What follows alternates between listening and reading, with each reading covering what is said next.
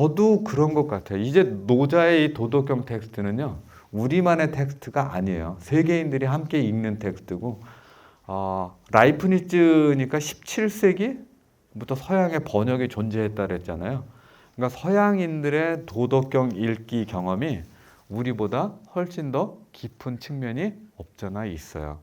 그래서 그리스도인이라고 하는 정체성은 뭐 기독교가 사실 우리나라에 전래된 지가 그렇게 제가 귀국 2006년에 유학 마치고 귀국했는데,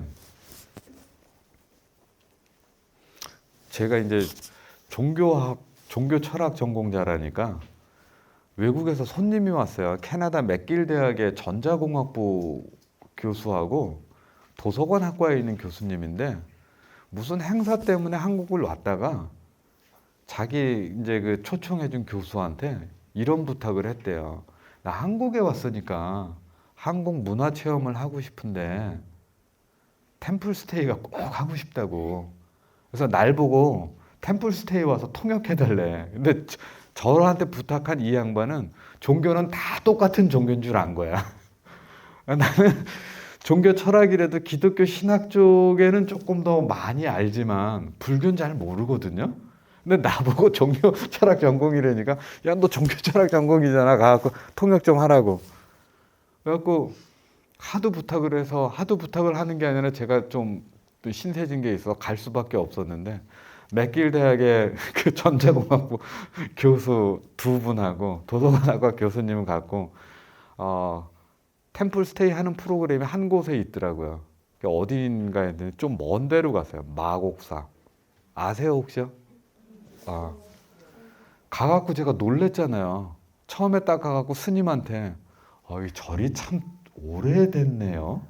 그래서 이 절이 한 200년 됐나요? 그랬더니 스님이 웃으셔. 얼마나 됐을 것 같아요? 그래서 200년 더 됐나요? 그랬더니 그 양반 하는 게 이게 한 1200년 됐다고.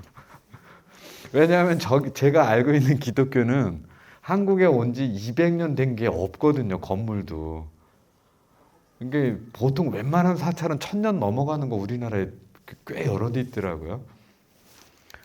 그러니까 기독교는 사실 조금 새로운 종교였죠. 신종교 같은.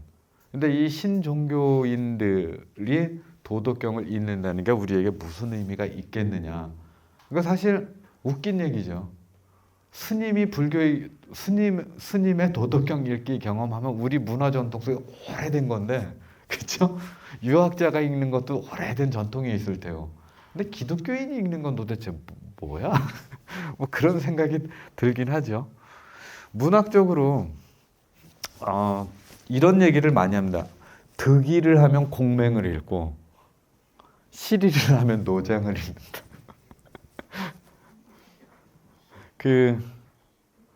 제가 얼마 전에 그런 얘기를 들었어요. 누구한테 저기 했는데 라디오에서 나왔던 것 같은데, 순천자존, 명심보감에 있는 얘기입니다. 순천자존, 역천자망. 무슨 뜻인지 아시죠? 하늘을 따르는 자는 살고 하늘을 거스르는 자는 망한다. 그런 건데, 근데 이 구는 다 아실 거예요. 근데 거기에 연관된 스토리는 제가 얼마 전에 처음 알았어요. 제가 그쪽은 잘 몰라갖고. 근데 그 이야기가 굉장히 충격적이더라고요. 그러니까 간략하게 얘기를 하면 어느 부잣집에 잔치가 있어서 잔치를 하기 위해서 이제 살찐 소를 시장에 가서 사왔어요. 그래서 잔치상에 올려갖고 고기를 풍성하게 내기 위해서. 근데 오후쯤 돼갖고 그 집에서 원래 일하던 소가 이제 그 잔치해야 되니까 장작을 간뜩 싣고 왔다가 장작을 내리다가 그만 잘못해서 허리가 부러졌네요. 그러니까 일하는 소의 허리가 부러졌으니까 우리말로 치면 경운기가 작살난 거잖아요. 그렇죠? 그러니까 이제 하인이 난리가 나또 주인님한테 달려가고, 큰일 났습니다. 우리 일하는 소가 허리가 부러졌는데 어떻게 하면 좋겠냐고. 그랬더니 주인이 듣고 뭐라 그랬게요? 천명일세. 근데 이 이야기가 굉장히 와닿더라고요. 가슴에 팍 박히는 게. 아니 이 허리 부러진 소는 무슨 망할 운명이 그렇습니까? 평생 동안 일만 죽도록 하다가 그것도 하다가 허리가 부러졌어. 그러면 치료를 받아야 되는데 얘는 잔치상에 고기로 올라가. 근데 잔치상에 저기 올라가기 위해서 도살되어야 될 소잖아요. 살찐 소가. 근데 얘는 무슨 운이 좋아가지고, 그죠? 잔치상에 올라가지 않고 얘가 살아남는 거예요. 근데 주인이 그걸 보고 뭐라고 얘기하냐면 천명일세. 확 와닿는 게 있더라고요. 우리가 인생을 살면서 우리의 인생이 늘 그렇지 않았어요? 실패하지 않으려고, 뒤처지지 않으려고 막 아둥바둥 앞을 향해 달려나갔는데 결국 따지고 보면 승자는 없고 모두가 패자인 이 세상. 요즘에 젊은 사람들 중에 그 게임 좋아하는 사람들이 있죠. 근데 한 10년 전쯤에 어느 분이 대통령이실 때는 뭐 게임하면서 이걸 게임 중독이라고 이렇게 표현하면서 이 중독 치유 뭐 프로그램을 인문학적으로 굉장히 활성화했거든요. 문제는 뭐냐 하면, 아니 제정신으로 살아갈 수 있을까? 4년제 대학 졸업하고 편의점에서 알바를 해야 되는 세상이면 어때요? 여러분들은 제정신 갖고 살아갈 수 있겠어요? 없겠죠. 그러니까 어디로 가요? 게임 속으로 들어가는 거야. 왜냐면 적어도 그 게임 속에서 나는 지구를 구하는 용사거든. 그러니까 그 스토리라도 자기가 필요한 거야.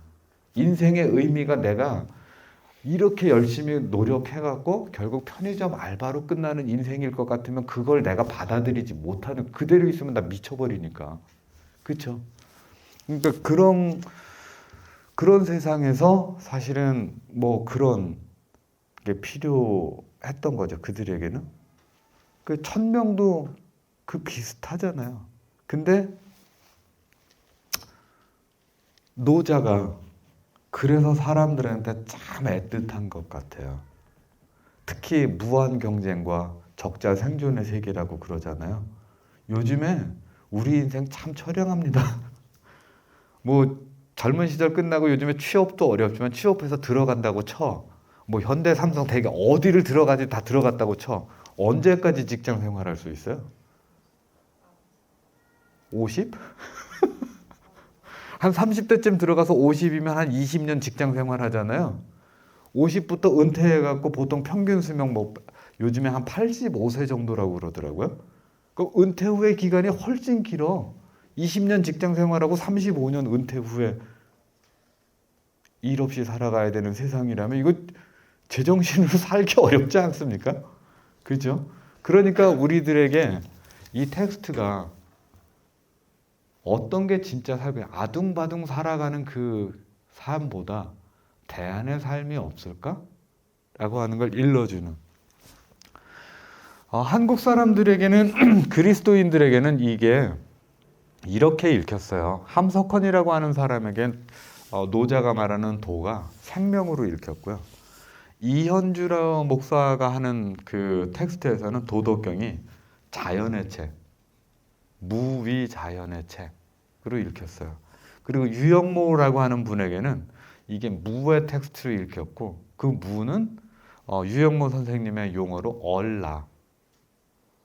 그리고 그 얼라라고 하는 건 없이 계신 하나님의 번역이었죠. 그리고 그 없이 계신 하나님이 계신 곳, 그것은 빈탕. 그리고 그 빈탕한 곳이 바탈. 뭐 이런 식의 개념으로 읽혔습니다. 왜 없음, 무위자연, 생명 이런 것들이 기독교인들에게 주제로 읽혔을까요? 이유는 뭐 좀 전에 말씀드린 이유와 비슷합니다. 그러니까 이 노자를 읽었던 기독교 신학자들은 혹은 기독교 목회자들은 우리가 알고 있는, 혹시 교회 다니시는 분이 있어도 손을 안 들겠죠? 제가 저희 2대 다닐 때, 2대 다닌다라니까 이상하다. 저 이대 못 다니. 이대에서 강의할 때 지금은 아닌데요. 귀국하고 한 몇 년 강의를 했어요. 근데 거기 가서 제가 뭘 가르쳤냐면 기독교와 세계라는 기독교 개론 과목을 가르쳤어요. 근데 그 기독교 개론 과목 하면 아십니까? 이대 학생들이 폐강을 원하는 1순위 과목이 바로 그 과목이에요. 왜냐하면 내가 이화여자대학교 들어왔지 미션 스쿨 들어온 거 아니잖아. 그러니까 기독교 얘기 교육받는 게 싫은 거야. 그래서 딱 들어가면 150명 이렇게 하는데요. 150명이 눈동자가 300개 아니에요. 300개가 째려봐요. 뭔 소리를 하나 들어보잖아. 허튼 소리만 하면 가만 안 둔, 뭐 이런 눈초리야. 왜냐면 듣기 싫으니까. 거기서 혹시 교회 다니는 사람 있어요? 그러면 150명 중에 한 10명 손 드나? 그러니까 10%도 안 되는 거죠. 요즘에 진짜로 기독교 인구뿐만 아니라 20대 종교 인구 숫자가 작기도 하지만 어쨌든 그런 곳에서 이렇게 할 때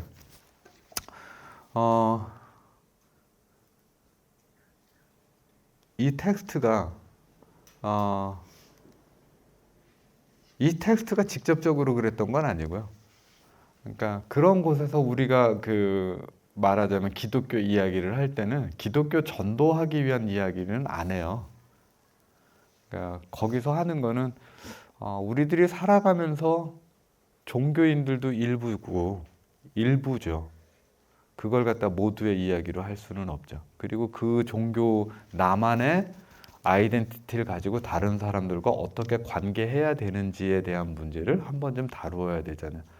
내가 생물학적으로 남자나 여자로 태어난 거 내가 결정했나요? 안 결정하셨죠.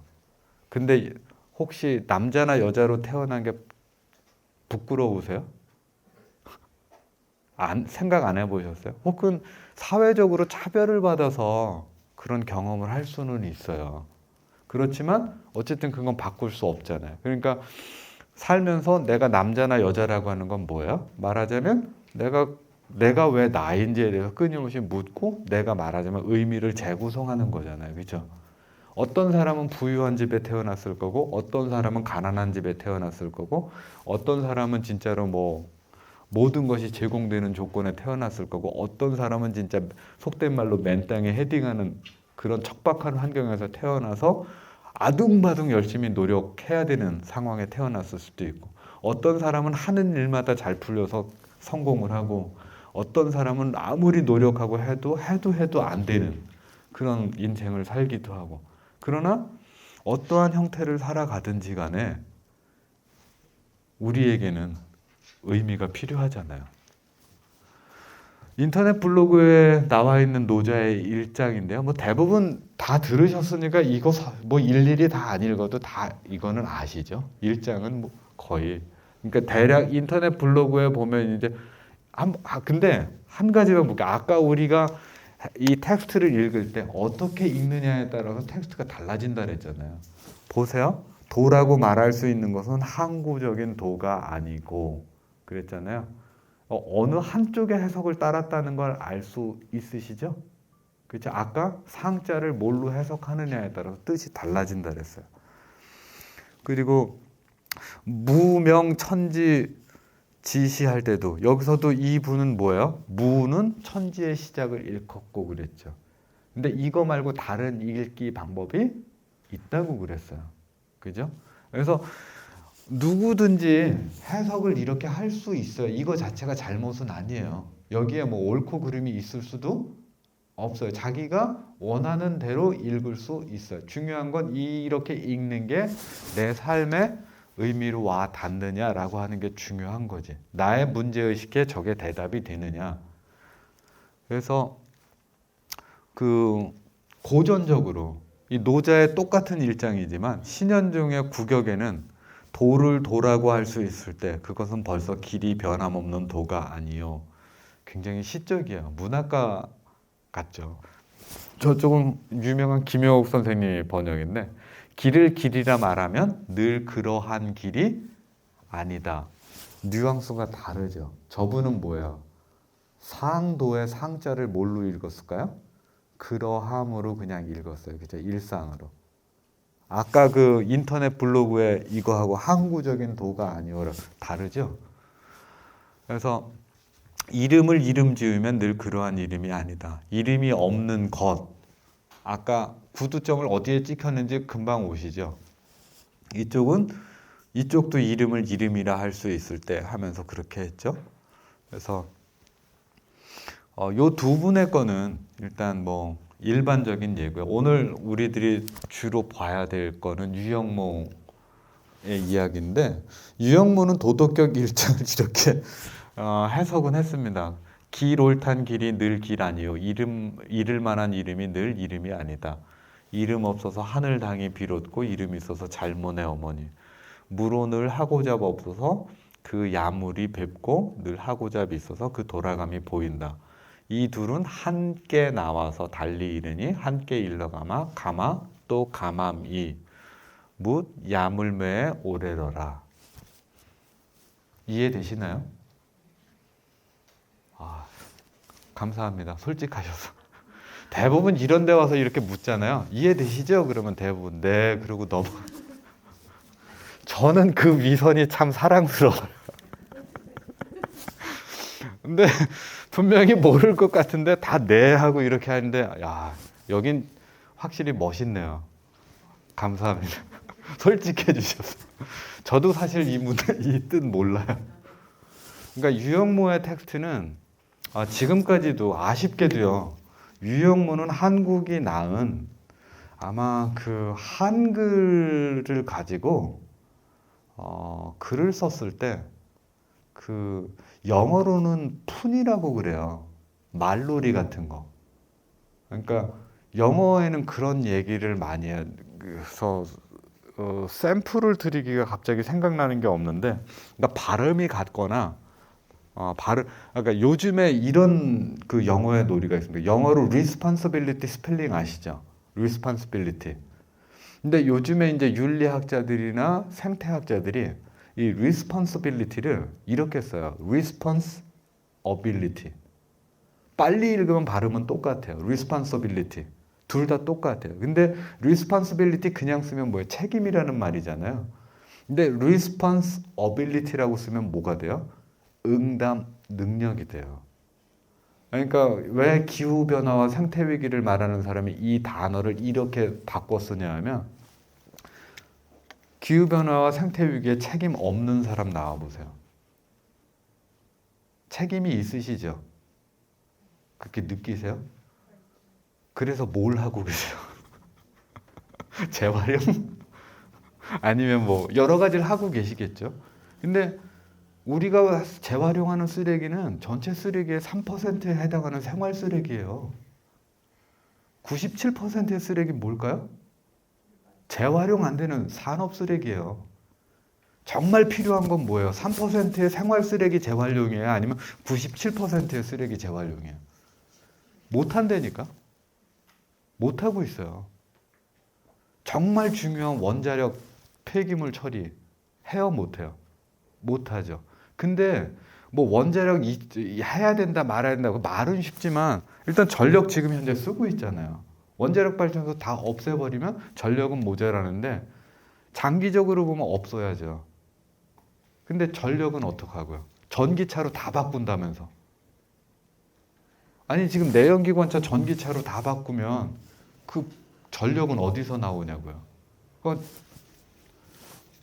뭐 저기 뭐야 화력발전소 더 많이 지어야 되나요? 그러니까 이게 사실 누구를 비난하려고 하는 게 아니라 우리가 살아가는 삶이 그렇다고. 그래서 옛날엔 근대 시대에는 누구의 책임이냐를 묻고 그 책임 소재를 따라서 처벌하고 원인을 밝혀서 해소를 하려고 많이 했어요. 근데 기후변화나 생태위기를 연구하는 많은 사람들이 요즘에 하는 게 뭐냐면 응답 능력. 그러니까 우리가 살아가는 삶에서 생기는 이 복잡하고 다층적이고 중층적인 문제에 대해서 우리가 어떻게 응답할 수 있는지가 책임감보다 훨씬 더 중요하다고 해서 하거든요. 그러니까 이런 거를 푼이라고 그래, 영어로. 말놀이처럼. 그러니까 발음은 똑같은데 딱 봐야만 구별이 되는. 그러니까 원래 데리다의 디퍼랑시의 개념이 원래 그런데요. 근데 유영모 선생님의 텍스트를 보면 정말 그래요. 얼라 이 발음도 금방 아시겠죠? 뭐에 비유인지. 얼라가 나의 진정한 나라는 뜻이지만 얼라 그냥 발음하면 뭡니까? 얼라가 뭐예요? 예. 같이 울리죠. 여기 유영모 선생님의 텍스트엔 그런 게 너무 많아요. 그래서 번역이 안 돼. 근데 번역이 영어로만 안 되는 게 아니고 한국말도 모르. 저도 그 유영모 선생님 그 다섯일지를 거금을 들이고서 비싸요. 18만 원인데 제본 책도 아니고 제본 형식으로 돼 있는 게 그렇게 비싸더라고요. 딱 열었는데 못 읽겠어. 텍스트가. 그래서 유영모 선생님의 텍스트를 접근할 수 있는 게 딱 두 가지예요, 지금. 박영호 선생님이 번역한 글하고 김응호 선생님이 번역한 책을 통해서 우리 유영모 선생님이 해놨던 거, 그리고 얼마 전에 뭐 다석 유영모 선생님이 거기 강의로 했던 걸 녹음 테이프로 녹음이었나? 필사본이었나? 그걸 갖고 있다가 그걸 갖다가 이제 책으로 이렇게 녹음본은 아니었겠다. 필사본이었을 거예요. 그래서 그 강의록을 책으로 낸 경우, 그것도 수십 년 강의하셨는데 그 강의록으로 나온 거는 아마 1년치밖에 안 될 거예요. 그래서 지금 유영모의 원래 텍스트를 한글로 써 있음에도 불구하고 우리가 접근하는데 되게 어려움이 있어요. 그러나 앞으로 이게 뭐 한국 신학의 과제일 뿐만 아니라 한국 철학의 과제죠. 정말 천재적인 글쓰기의 장인이에요.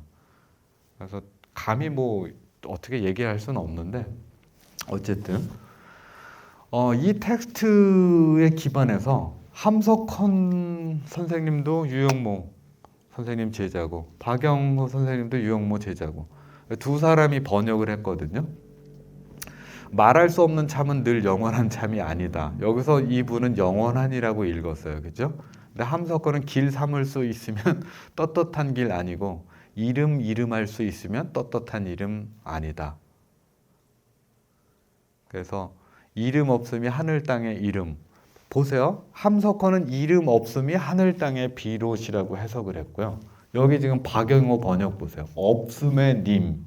이건 뭐에다가 방점이 있어요? 무에다 방점이 있죠. 그러니까 두 가지 텍스트가 같은 텍스트를 따라서 유영모의 이야기를 전달하려고 하고 있지만 그럼에도 불구하고 뉘앙스는 완전히 다른 해석법을 취하고 있다라고 하는 걸 볼 수가 있어요. 그래서 어떤 해석이 더 좋은 해석이냐?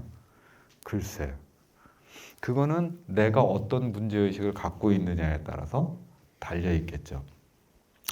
그래서 유영모의 도덕경 읽기에 대한 박영호의 주석은 이렇습니다. 노자에는 하나님의 뜻이 실려 있다. 그래서 거룩한 생각은 하나님과의 연락, 즉 영감을 통해 일어나고 이는 곧 신통하다는 것을 의미하는데, 참고로 이게 박영호의 해석이 됐든 그 함석헌의 해석이 됐든 여러분들이 지금 듣고 있는 이 기독교는 여러분들이 요 주변에 있는 기독교의 이야기하고는 전혀 같지 않습니다.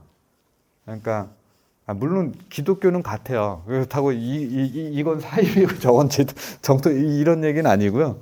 이분들도 제대로 된 거 맞는데, 근데 기독교 안에도 같은 문제에 대해서 여러 가지 다양한 생각들이 많아갖고 어떤 교인들 중에는 7, 80년대 화염병 들고 맨날 민주화 투쟁하면서 했던 민중신학자들이 있고요. 어떤 사람은 국가조창기도에서 박정희 불러다가 놓고 이렇게 맨날 축복기도 해주던 그런 분들도 있고, 정치적 색깔에 따라서 굉장히 다양한 색깔들이 있기 때문에, 그러니까 기독교라고 하는 건 사실 없는 이름하고도 같을지도 몰라요. 근데 어쨌든 이 분들의 생각들은 그 소수지만 기독교인들 중에 의식 있다고 생각하는 사람들에게 굉장히 깊은 영감을 줬던 해석들 중에 하나예요. 그래서 박영호에 의하면 도라고 하는 건 참나인 하나님에 대해 참나인 얼라를 가리키는 말로 이렇게 됐고요. 도자가 머리 숫자에, 그죠? 그래서 참나인 하나님이 계시는 저 높은 곳으로 머리를 향해 달려가는, 그 부수에 있는 게 달려가는 그 말이잖아요. 그래서 저 높은 곳을 머리를 향하여 달려가는 것을 의미한다고 이렇게 풀이를 했습니다. 그리고 얼이 뭐냐? 그것은 생각을 일으키는 것. 그래서 그 얼이 가장 충만한 게 누구냐? 그게 얼라죠. 그러니까 여러분들은 얼라가 부족해요. 그런지도 모르겠어요, 진짜로. 나이가 들면 우리의 얼이 충만해지기보다는 사회적으로 우리가 해왔던 익숙해진 가면들이 더 많아가지고 그런지도 모르죠. 그리고 이 얼이라고 하는 건 아무것도 없는 빔 전체인 한이라고 그랬고, 그래서 그 몸의 나, 얼나 말고, 얼 말고 몸을 이루는 나의 탐진치라고 하는 거. 그 쉽게 말하면 욕심, 욕망 뭐 그런 거죠. 그 것들의 짐승 같은 성격을 버리고 덕으로 살아가야 된다는 게 노자의 기본 가르침이다. 그래서 덕이라고 하는 말을 속나로 이렇게 해석을 했습니다. 덕의 원형이 직심, 고든 마음이라는 말 플러스 단일 행자 해갖고 그게 덕이 됐다고 이렇게 풀이를 했어요. 그래서 덕은 고든 마음으로 인생길을 걸어가는 삶이라고 해석을 했고, 그래서 이 고든 마음으로 인생길을 걸어가는 삶을 속나라고 이렇게 표현을 했습니다. 그 박영의에 의하면 유영모는 삼독의 극복을 말하고 있었는데, 삼독이 뭐냐면 탐진치라고 그래요. 근데 이 삼독을 극복하는 그 방식이 자, 불가미, 천하선 혹은 검이라고 그래요. 그러니까 탐을 극복하는 거, 어떤 탐심을 극복하는 건 사랑이고, 앞서고 싶은 욕망을 이기는 것은 천하에 나서려는 생각을 구태여 하지 않는 불가미, 천하선과 같은 거. 그 다음에 뭔가를 이렇게 막 쌓고 싶은 그런 욕망은 금욕으로 물자와 정력을 아껴서 어리석음을 이기는 거. 그러니까 뭔가 쌓고 뭐 그러는 게 다 어리석은 거겠죠. 그래서 얼라는 탐진치의 수성을 극복하는 것이라고 이렇게 해석을 했어요. 근데 저는 사실 모르겠어요. 박영호 선생님은 유영모의 텍스트를 그렇게 해석을 했는데, 얼라하고 제나나 몸나를 이분법적으로 딱 구별하는 게 유영모에 대한 올바른 해석인지는 잘 모르겠어요. 그거는 잠시 퀘스천 마크이기는 해요. 그래서 더 이제 조금 박영호의 유영모 해석을 조금 동의하기 어렵게 만드는 부분이 몸나, 맘나, 얼나. 물론 이제 유영모 선생님이 저런 말을 쓰시긴 했습니다. 근데 이게 정확하게 아까 기독교에도 여러 가지 종류가 있다 그랬잖아요. 보수적인 기독교가 있고 조금 깨있는 기독교가 있고. 근데 보수적인 기독교에서 인간을 할 때 영혼, 유계 이런 삼분법을 쓰거든요. 근데 요즘에 우리 기독교 신학의 내용하고 잘 맞지도 않을 뿐만 아니라 오히려 저런 해석은 기독교 역사 속에서 정통의 해석보다는 영지주의 해석이 훨씬 더 가까워요. 그리고 이제 유영모의 해석을 요한복음을 좋아하기도 했고, 많은 분들이 그때 당시 요한복음에 기초했거든요. 근데 요한복음을 읽을 때 첫 번째 우려되는 게 뭐냐면 영지주의적인 용어가 가장 많은 텍스트 중에 하나예요. 영지주의가 왜 기독교 사상과 다르냐면 쉽게 말하면 이런 거예요. 기독교에서는 인간을 구원하시기 위해서 하나님이 이 땅으로 왔어요. 그걸 갖다 성육신이라고 그래요. 인카네이션. 원래 뜻이 뭐냐면 카네이션은 뭐냐면 그 카는 살이라는 뜻이에요. 그래서 인카네이션의 본래 어원적인 뜻은 into the flesh, 살로 왔다는 거예요. 그러니까 그 성육신 신화가 재밌습니다. 기독교의 정의에 의하면 하나님은 전지전능하잖아요. 이 사람이 죄를 졌어요. 죄송합니다. 죄를 졌어. 죄를 졌는데 그럼 이 사람의 죄를 전지전능하니까 이 사람을 구원하고 싶으면 이 사람 그냥 영혼을 빼갖고 하늘로 들어 올리면 되잖아요. 그렇죠? 근데 하나님의 방법은 아주 특이했어요. 보통 하나님의 아들을 보냈다고 그랬는데 엄밀히 말하면 하나님의 아들이 온 게 아니고요. 하나님이 아들을 낳아서 보낸 게 아니고 하나님이 아들이 됐어. 그래서 아들이 돼서 인간이 돼갖고 인간 세계로 내려왔어. 그리고 그를 구원하기 위해서 같이 있었어. 근데 인간의 눈으로 보면 이 사람은 완전히 실패한 거죠. 보통 요새 슈퍼히어로 영화에 보면 인간보다 뛰어난 능력이 있어갖고 어려운 일이 있을 때 좀 슈퍼 파워를 발휘해갖고 뭐 돕고 그러잖아요. 근데 하나님은 너무 순진했어. 그래갖고 사람을 너무 사랑해서 완전히 사람이 됐네? 초능력이 하나도 없네? 심지어 정치범으로 몰려서 십자가에 달려 죽었네? 끝! 원래 복음서, 공관복음서 텍스트에는요, 부활 이야기가 없는 게 있어요. 부활 이야기 부분이 없기도 하다니까? 후대에 붙여진 거라서. 그러면 실패의 텍스트잖아요. 근데 이게 구원 이야기야. 무슨 이야기냐면 제가 지금 하려고 하는 얘기는 박영호 선생님이 했던 유영모 선생님에 대한 해석이 약간 퀘스천 마크래요. 기독교의 성서적인 기본 메시지 성육신이라고 그런다면 제나를 부정하고 얼라로 해서 인간의 탐진치를 완전히 부정한 것으로만 보는 게 맞는 해석일까? 아니면 우리의 그 똥물 묻은 그 더러운 모습의 한 복판에서 얼라가 솟아날 수 있지 않을까?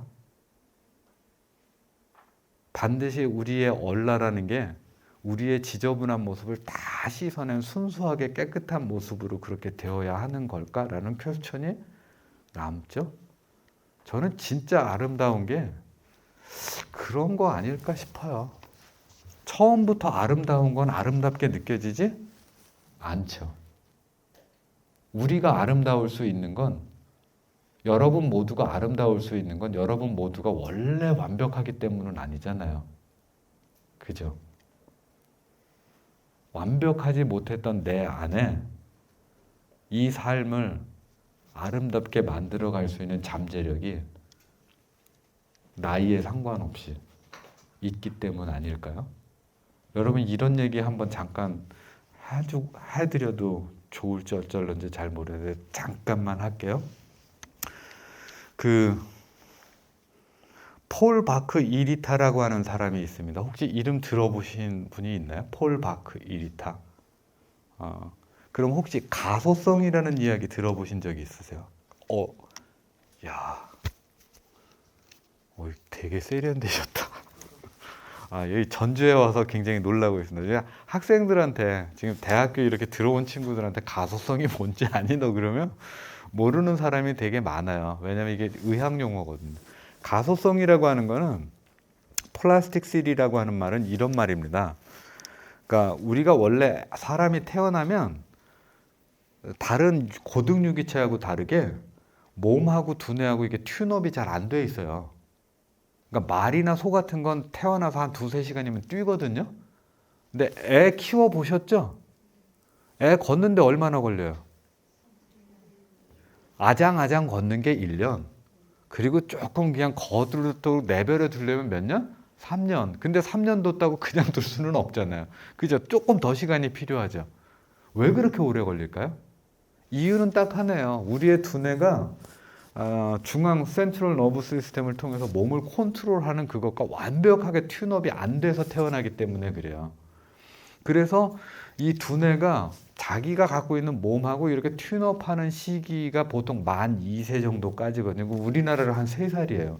그러니까 그때까지 이게 두뇌 신경 회로가 몸하고 맞춰서 이렇게 머리의 이쪽 부분 이렇게 보면은요, 바디 맵이라고 그래갖고 뇌에, 그래서 여기에 이제 우리 두뇌 신경 것하고 몸의 부위하고 이렇게 연결이 돼서 작동하는 그 부위가 이렇게 바디 맵이 작성이 돼요. 그래서 초기에는 이게 바디 맵이 한 만 3세 지나가고 딱 고정이 되면 평생 동안 안 바뀌는 줄 알았어. 그게 이제 정설이었어요. 근데 이 폴 바크 이리타의 실제 이야기예요. 그 폴 바크 이리타의 아버지가 뉴욕 맨하탄 칼리지의 영문학 교수였는데 어느 날 뇌졸중이 됐네요. 뇌졸중 뭔지 아시죠? 저희 아버지도 그랬는데 돌아가셨어요, 저희 아버지는. 얼마 전에. 근데 아버지가 60세 때인가? 61세인가? 갑자기 어디 회의 갔다가 머리가 빠지직 하는 것 같더래. 아니, 그렇게 뭔가 이상이 있으면 빨리 의사를 불러야지. 이 양반이 얼마나 미련하냐면 회의에 방해될까봐 그냥 있었대. 2시간. 정신 나갔죠. 제가 아버지한테 돌아가실 때까지 막 그 얘기 계속했다니까. 아니, 그걸 전화를 해야지. 그게 무슨 회의가 저기. 그래고 결국은 뇌졸중으로 반쪽을 못 쓰게 됐어요. 근데 여기까지 알았으면 내가 억울하지 않아. 내가 억울한 건 그 다음에. 내가 그때도 아버지도 그렇고 나도 그걸 몰랐다니까. 폴 바크 이리타의 아버지가 딱 그 뇌졸중 걸린 거예요. 그래서 뇌 반쪽이 딱 고장이 나갔고, 그 아시죠? 좌뇌하고 우뇌하고 오른쪽하고 왼쪽하고 엇갈려서 연결된 거 아시나요? 그죠? 그렇게 연결이 되고 엇갈려서 돼 있는데 반쪽이 뇌 반쪽이 좌뇌가 나가든 우뇌가 나가든 어쨌든 반쪽이 이렇게 딱 날아가면 좌뇌가 그 뇌졸중으로 이렇게 저기가 되면 몸의 우측을 쓸 수가 없고 우뇌가 문제가 생기면 몸의 좌측을 쓸 수가 없어요. 그래서 어쨌든 뇌졸중이 걸려 반신불수가 됐는데 뇌가 보통 그렇게 해서 뇌졸중하고 뇌가 이렇게 신경이 망가졌으면 회복돼요, 안 돼요? 그러실 줄 알았어요. 저도 그렇게 믿었어요. 이게 폴 바크 이리타 아버지의 실제 사례입니다. 이 아버지는 또라이였어요. 진짜로. 반신불수가 돼서 신경이 나갔잖아요. 뇌가 날아갔다니까. 그런데 이 아버지가 또라이라고 제가 이렇게 극단적인 표현을 쓰는 이유가 뭐냐면 이 아버지는 그걸 안 믿었어. 그리고서 보통 이제 저희 아버지도 뇌졸중하고 몸이 반신불수가 되니까 재활병원 갔는데 뭘 가르쳐 주시냐면 반쪽을 못 쓰잖아요. 반쪽은 움직이고. 그러니까 뭘 가르쳐 주냐면 움직일 수 있는 쪽으로 움직이지 못하는 쪽을 보조해서 움직이고 활동할 수 있게 도와줘요. 이해되시죠? 그거 뭐 합리적인 거죠. 못 움직이는데 어떡할 거야. 그러니까 이 아버지가 또라이인 건 그건 거야. 보통 사람은 움직이는 쪽을 움직여서 이 장애를 끌어안고 사는 법을 배워야 되는데 이 아버지는 완전히 사이코였다니까. 젊은 애들만. 나 회복한다. 그리고서 이 양반이 뭘 했냐면요. 근데 혹시 이건 기억해 두셔도 좋아요. 어떤 거냐면 실제 사례라서 이 아버지가 회복한다고 하면서 했던 운동이 사실은 중요해요. 움직이는 쪽을 운동한 게 아니고 움직이지 못하는 쪽 있잖아요. 팔이 안 움직여 지금 뇌졸중으로 반신불수가 돼가고 그 안 움직이는 손을 가지고 콩이 있죠. 콩을 가지고 깡통 캔에다가 집어 넣는 걸 한 거예요. 성공할까 못할까요? 처음엔 안 돼요. 처음에 하나 집어넣는데 하루 종일해도 안 되고 익숙해져서 3시간에 하나를 집어넣을까 말까? 근데 그걸 계속 한 거예요. 3시간, 4시간씩 하루에. 이 아버지가 이겼어요. 완전히 회복했어요. 나중에 얼만큼 회복됐냐고요? 나중에 산악 등반을 좋아해갖고 나중에 돌아가실 때 멕시코의 어느 고산지대로 산악 등반 갔다가 재난당해서 돌아가셨어. 나중에 완전히 다 회복해갖고 영문학과 가서 강의도 다시 하면서 한 2년 마지막 은퇴했거든요. 근데 이 아버지가 이제 돌아가시기 전에 시신기증을 해갖고 그 대학병원에 했는데 병원에서 전화가 왔어. 빨리 와보라고. 아, 왜 그래? 빨리 와봐. 말로 설명이 안 된다. 그러니까 시신기증했으니까 뭐 하는지 아시죠? 해부하는 거예요. 근데 아버지가 시신기증을 했으니까 아버지 해갖고 아버지 뇌를 해부를 했는데 충격인 게 뭐였냐면 뇌가 회복됐을까요? 안 됐을까요? 뇌는 회복된 적이 없어요. 무슨 얘기냐면 반쪽의 뇌가 날아갔어요. 근데 뇌는 이제 반쪽밖에 안 남았어. 근데 반쪽의 뇌를 가지고 몸의 온 전신의 기능을 어떻게 했다고요? 다 회복했다고. 그게 이제 요즘에 우리가 말하는 가소성 개념이에요. 그러니까 바디맵으로 하면 좌뇌와 우뇌와 바디맵을 좌측 우측만 갖고 있잖아. 그러니까 반쪽 날아가면 반쪽을 못 쓰는 게 그것 때문이거든요. 근데 반쪽이 날아갔으니까 이제 반쪽에 맵이 없잖아요. 근데 꾸준하게 애들이 원래 그 움직이고 할 때 막 애들 말 배울 때 보면 만화 수천 번 보죠. 우리 애 미국에 있을 때 영어 한마디도 못했는데 이놈이 영어를 어떻게 배웠냐면 만화 영화 비디오 꽂아놓으면 하루 종일 그거 계속 보는 거예요. 무슨 말인지도 모르고 계속 반복하는, 그렇게 하는 거잖아요. 그렇게 하듯이 깡통 갖고 이렇게 계속 한 두세 시간씩 반복하니까 바디 맵이 그 말로 리와이어링이라고 그러거든요. 재배선됐다고. 그래서 반쪽의 뇌에다 이게 완전히 다시 작성이 돼서 다시 만들어졌어요. 황당하죠. 더 웃긴 거. 60이 넘어갖고 만약에 어학 공부를 하면 뇌세포가 생길까요? 안 생길까요? 야, 인문학 하는 사람이 이거 하니까 구라 같죠? 뻥 같죠? 진짜예요. 뇌세포가 생긴대요. 뇌세포는 그게 달라요. 그러니까 뇌세포는 이 세포하고 다른 거야. 그래서 그 말하자면 제가 하는 얘기는 뭐냐 하면 우리가 살아가는 삶 속에 가끔 우린 그렇게 황당한 이야기를 듣잖아요. 근데 그 사람이 성공해서 아름다운 게 아니고, 그쵸? 안 되는 거라도 자기가 할 수 있는 최선을 다하면 그 사람에게 머리가 숙여지잖아. 그죠? 그러니까 아름다움은 그런 거 아닐까? 성패에 상관없이? 근데 그 마치 얼라는 우리들의 이 삶을 초월해서 어느 곳으로 가는 것처럼 하면 제가 보기엔 그건 잘 모르겠어요. 아무튼 박영효의 이야기를 조금 더 갈게요. 얼에 나는 시간을 초월하여 영원한 생명이고 공간을 초월해서 무한한 생명이고 인간을 초월하여 신령한 생명이다 라고 하는데 아마 유영모의 같은 제자인 함석헌은 동의할지 안 할지는 잘 모르겠어요. 아까 할 때 노자에 대한 해석이 조금 많이 달랐죠. 이름을 붙여야 하는 생매라는 많은 생대적 존재는 영원한 존재가 아니다. 근데 아버지가 뭐 회복하고서 영원히 살겠어요? 그렇진 않잖아요. 근데 그럼에도 불구하고 아버지와 함께 그 재활을 함께한 둘째 아들은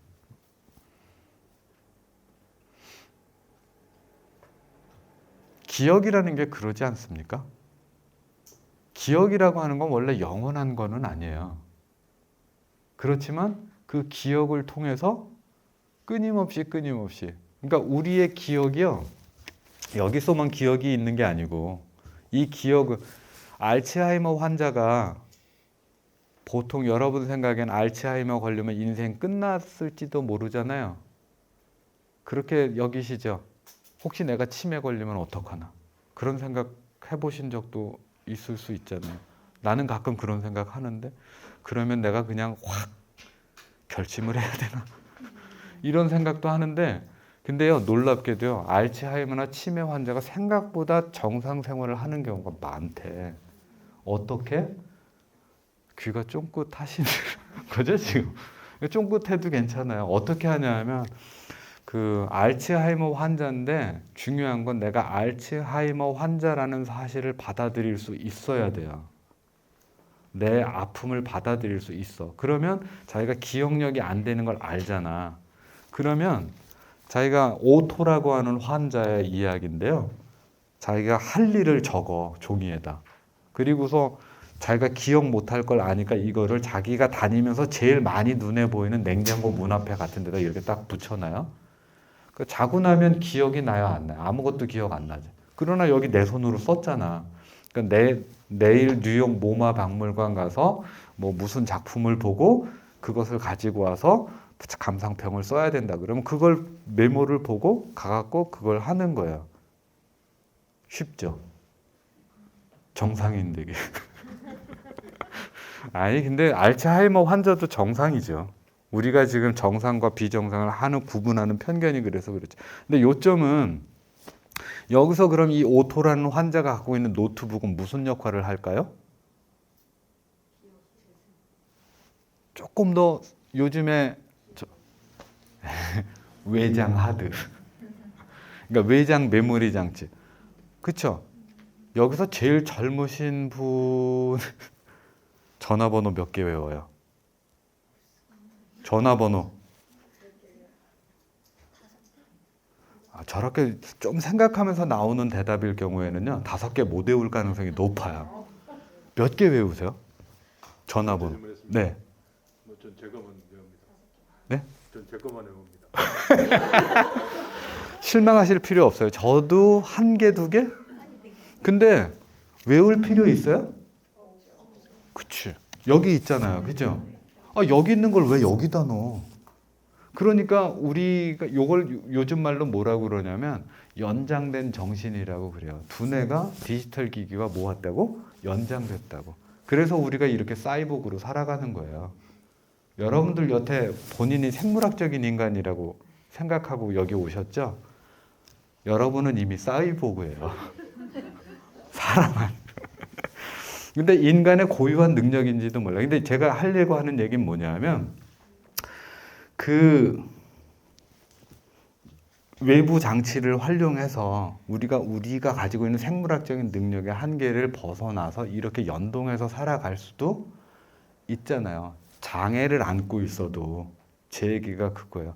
인생의 어느 순간에 우리가 내가 원하는 만큼의 역량을 내지 못할 때도 있고, 내가 일하는 거 그렇게 성공하지 못할 때도 있고, 무너질 때도 있지만, 그걸 부둥켜 안고 살아갈 수 있는 삶이 아름다울 수 있잖아요. 그게 인간의 아름다움이잖아. 근데 마치 인간의 아름다움은 영원한 이데아의 얼라로 있고, 우리의 재난은 그거에 되지 못한 불량품인 것처럼 이분법적으로 구별한다면 제가 보기에 그건 유영모의 생각이 아닐 수도 있겠다라는 생각이 조금 있어요.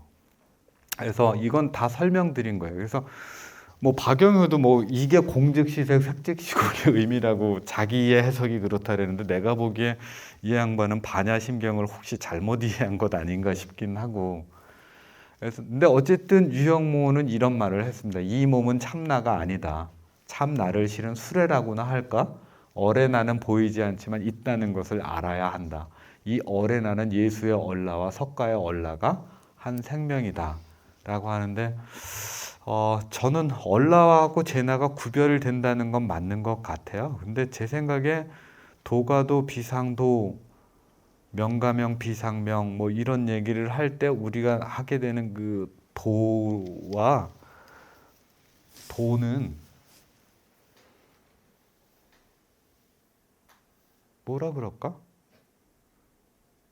제가 지금 하는 말 알아들으시죠? 어떻게 알아듣죠? 문법이잖아요. 그렇죠? 제 말이 문법에 안 맞으면 알아들을 수 있겠어요? 없겠어요? 없죠. 막 제가 아무렇게나 막 발음하면 못 알아듣잖아요. 문법이 없으니까. 근데 문법이 제가 지금 말하는 과정에 나와요? 안 나와요? 그렇죠? 문법은 말해지는 게 아니에요. 말해지는 것 안에는 문법이 없어요. 다만 말해지는 것이 문법을 따르는 거지. 그러니까 철학자 비트겐슈타인의 비유이기는 한데요. 그 비트겐슈타인의 말을 그대로 따라가진 않더라도 도라고 하는 게 뭘까를 다시 한번 생각해 보는데 그렇게 생각해 볼 수 있죠. 얼라 아까 그 순천자존 역촌자망의 비유에서 천명일세 하는 그 천명, 그 천명은 억울한 사람은 억울하고 운 좋은 놈은 운 좋다 이 얘기를 하는 게 아니잖아요. 그죠? 우리들이 살아가는 삶에는 때론 나한테 무정할 수도 있지만 때론 나한테 가혹할 수도 있지만 삶의 길과 법이 있다라고 하는 거.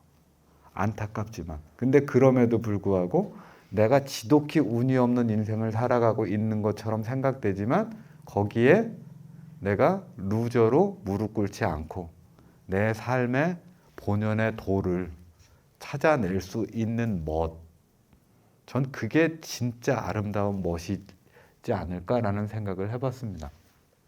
함석헌의 도덕경 읽기는 기발한 창조성에 있기보다는 한국 사람 누구나 다 알고 있는 노자와 텍스트에 대한 이미지를 취합해서 그렇게 만들고 있고요. 그런 의미에서 이제 노자에 대해서 상식을 창조한 그런 사람인데, 김시천이라고 하는 분이 함석헌의 도덕경 읽기를 하면서 이런 얘기를 해요. 유영모와 함석헌은 노자와 기독교의 화해를 도모하려 했지만 박영효와 김용옥은 노자와 기독교를 대비시킨다. 그러니까 어떤 방법이 좋은지는 잘 모르겠어요. 근데 아무튼 기독교와 노자와 기독교의 화해는 노자와 기독교를 대비시키는 것과는 전혀 다르죠. 그러니까 기독교 신학에는 우리가 그 종교인들에게 그런 게 있습니다. 내가 진리로 믿고 있는 거 있잖아요. 내가 진리로 믿고 있는 게 있으면 어때요? 그 눈으로 모든 걸 판단하죠. 그러니까 그 사람 남 보기에는 굉장히 뭐라 그러지? 강직하지만 그 강직함이 다른 사람에겐 뭐야? 아집으로. 근데 그게 또 종교적인 가르침에 관해서 어떤 사람이 그런 태도와 마음을 가지고 있다면 어떻게 될까요? 위험해 보이죠. 아세요? 종교는 사람을 죽여요. 움직여서.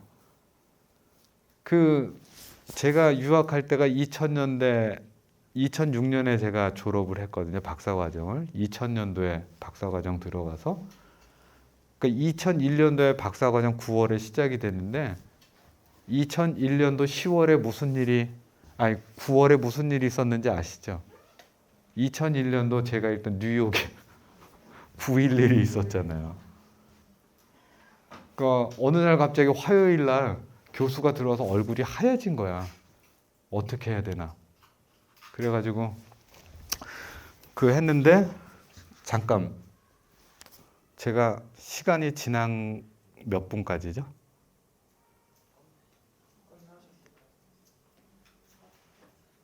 일단 9시까지 시간. 제가 넘은 건 아니죠? 제가 강박관념이 있어서 죄송합니다. 일단 시간이 거의 다 됐으니까 다 됐습니다. 그래서 9.11 때 그 사람들이 비행기를 납치해서 9.11 센터에 돌진했잖아요. 무엇 때문에? In the name of God. 하나님의 이름으로. 알라하고 기독교의 하나님 다르지 않아요. 발음은 다르지만 둘이 믿는 종교가 다르니까 다르긴 다르죠. 근데 뿌리는 같아요. 알라와 기독교의 하나님과. 근데 그 같은 하나님의 이름으로 뭐 했다고요? 수없이 많은 사람을 두고 했잖아요. 그러니까 제가 그래서 뭐 이슬람은 테러리스트다 이 얘기를 하려고 하는 건 아니에요. 모든 이슬람이 그러지도 않아요. 그러니까 중요한 건 종교가 때로 가혹해지면 그렇게 될 수 있다는 거예요. 그래서 여기서 어떤 것이 더 중요할까? 이거는 우리가 생각을 해봐야 된다. 우리 사회에 아니면 우리 삶의 문제의식이 뭐냐에 따라서. 그래서 노자가 기독교를 대비시키는 게 좋을지 어쩔지. 함석헌 읽기의 특징이 참여적 읽기라고 그럽니다. 그래서 마지막으로 옛글을 고쳐 씹는데 하나 더 생각할 것은 지금 있는 종교로부터 올 반대이다. 그럴 때 제일 문제되는 것은 권위 문제일 것이다. 그러나 그 점에서는 석가나 예수의 태도를 배우는 것이 옳을 것이다. 결코 형식에 꺼리끼지 않았다. 또 저쪽을 숭인시키자는 것이 목적이 아니었다. 그들에게 권위는 영에 있었지 글이나 제도에 있지 않았다. 그렇기 때문에 자유자재로 새 해석을 하고 깨쳤다. 그리고 옛날의 전통을 한 점 한 획도 무시하지 않노라고 했다. 눈으로 경전을 읽는 것이 아니라 그 시대 전체의 자리에서 읽었다. 이래서 함석헌의 번역은 그래서 그 말을 쫓아가죠. 이현주는 무위자연으로서의 하나님을 이야기했습니다. 그래서 물과 구름처럼 움직이는 것이 없다. 무위. 근데 사실 우리가 요즘에 기독교인들이 개독교라 소리를 듣거든요. 하도 자기 고집이 세갖고. 근데 이 이현주 선생님은 뭐라고 그랬냐면 하나님은 혹시 무위하지 않을까? 그러니까 대부분 한국 교회 개신교인들이요, 교회 가면 새벽기도 진짜 열심히 합니다. 그러니까 전 세계에서 가장 열성이 많거든요. 근데 새벽기도 가는 원인은 이유는 5가지 안에 들어요. 보통 그 종류를 얘기하면 자녀의 합격, 남편의 승진, 가족의 건강, 가족 관계, 자기 몸의 건강 문제.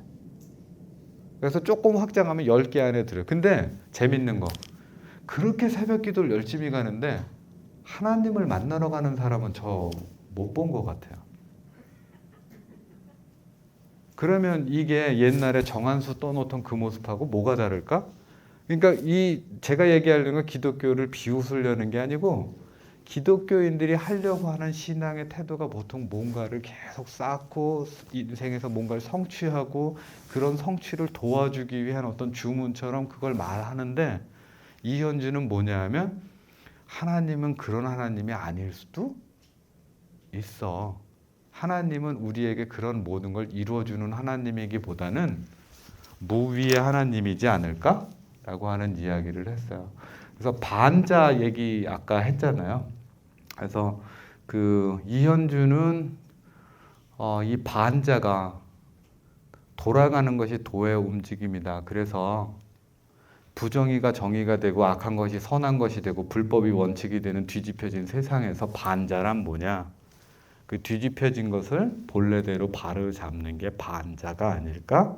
그래서 반자도지동이라고 하는 것은 뒤집혀진 세상이 다시 본연의 도로 돌아가는 것.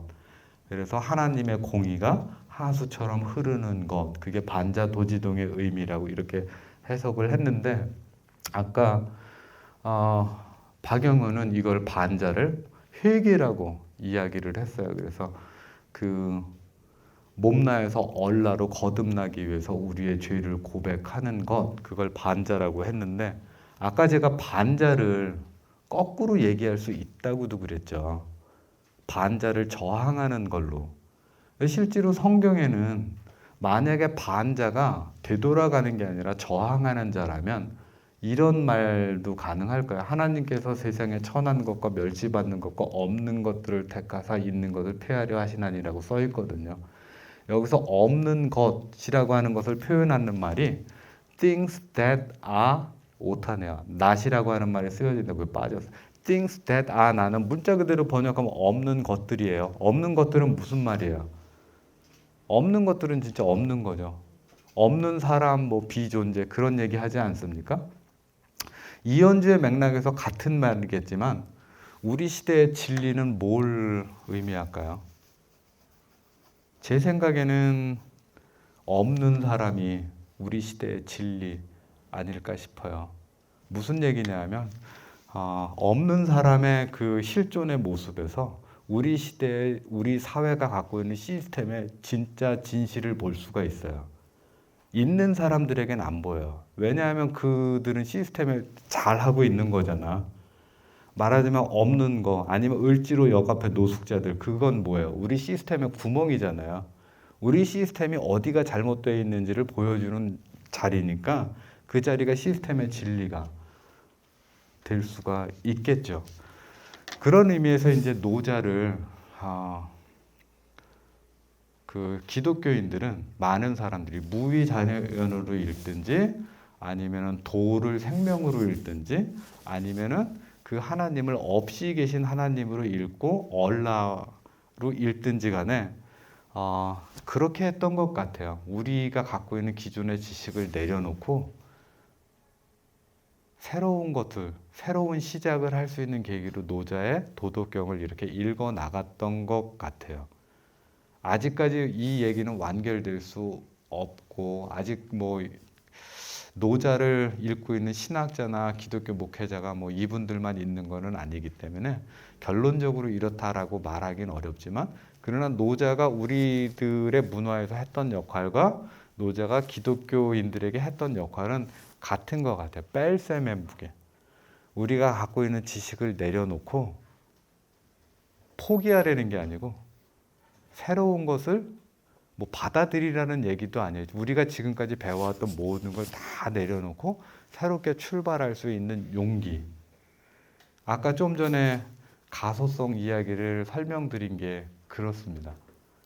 그리고 연장된 정신이라는 이야기를 한 것도 그렇습니다. 알츠하이머라는 그 장애를 내가 받아들였을 때는 노말을 따라갈 수 있어요. 다시 시작하는 게 가능하지만 내가 그걸 받아들이지 않는다면 계속 나는 아닌 것처럼 하는 거죠. 아닌 것처럼 하면서 계속 기억력을 상실한 채로 살아가겠죠. 노자는 왜 그걸 못 받아들일까요? 이유는 간단하죠. 내가 지금까지 쌓아온 내 자신의 자존심, 삶, 그거를 내려놓을 수 없잖아요. 속된 말로 젊은 애들 하는 말로 쪽팔리니까. 근데 그거를 넘어서면 새로운 시작이 언제나 가능하고 그 시작은요, 뭐 20대 때, 30대 때가 아니고 기독교에서 하는 이야기하고 노자의 이야기는 그런 것 같아요. 바로 지금 여기. 그게 어디요? 오늘이죠. 그래서 노자가 우리들 시대의 텍스트로 이렇게 읽혀지는 이유 중에 하나가 그런 것이 아닐까 하고 긴 이야기를 여러분과 나눴습니다. 감사합니다.